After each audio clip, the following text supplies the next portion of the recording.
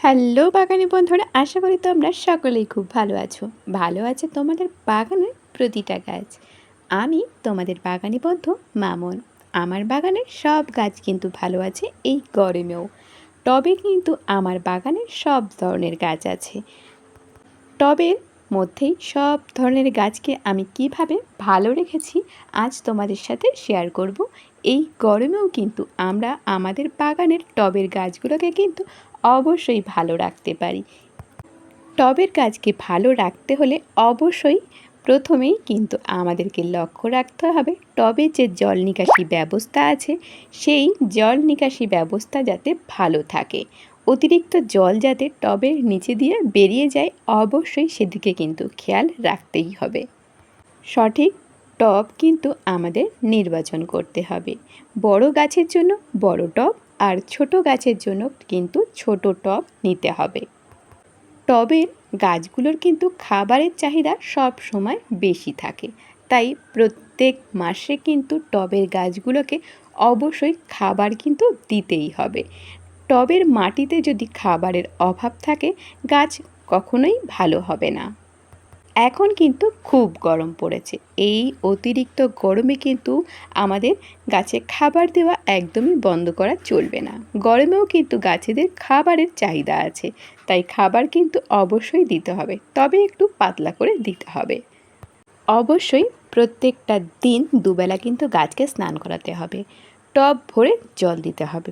এই কারণেই কিন্তু বললাম টবের জল নিকাশি ব্যবস্থা ভালো রাখতে, যাতে টবের মাটিতে জল জমে না থাকে। জল জমে থাকলে শিকড় নষ্ট হবে, তাহলে কিন্তু গাছটাও নষ্ট হয়ে যাবে। গাছে ফুল যখনই শুকিয়ে আসবে তখনই কিন্তু কেটে দিতে হবে। অনেকেই দেখা যায় গাছের শুকনো ফুল রেখে দিচ্ছে। শুকনো ফুল রেখে দিলে গাছের এনার্জি লস হয়। এই কারণে শুকিয়ে যাওয়া ফুল কিন্তু সবসময় কেটে দিতে হবে। টবের মাটিটা কিন্তু প্রায় হালকা খুঁড়ে নিতে হবে, বিশেষ করে খাবার দেওয়ার আগে। রোগ পোকার আক্রমণ হলে কীটনাশক ব্যবহার করতে হবে অবশ্যই। সেটা ঘরে তৈরি কীটনাশক হলে আরও ভালো হয়, আর ঘরে যদি তৈরি করতে না পারি তাহলে বাজার থেকে কিন্তু আমরা কিনে নিয়ে আসব। যে কোনো গাছের দোকান নার্সারিতে কিন্তু কীটনাশক পাওয়া যায়, না পেলে আমরা অনলাইন থেকে কিন্তু সংগ্রহ করতে পারি। ঘরে তৈরি করতে পারলেতে খুবই ভালো হয়। আমি কিন্তু ঘরে তৈরি করে কীটনাশক ব্যবহার করছি আমার গাছে। প্রত্যেক মাসে কিন্তু ছত্রাকনাশক ব্যবহার করতে হবে। আমরা কিন্তু এই ছত্রাকনাশক হিসাবে রান্নাঘরের হলুদ ব্যবহার করতে পারি।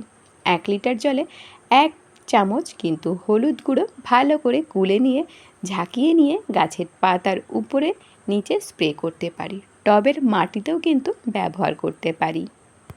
গাছে ফুল আসার জন্য কিন্তু আমরা পটাশ সার দিতে পারি রাসায়নিক, আর না হলে কিন্তু আমরা পাকা কলার খোসা ব্যবহার করতে পারি। আমি কিন্তু পাকা কলার খোসাটাই খুব বেশি পরিমাণে ব্যবহার করে থাকি।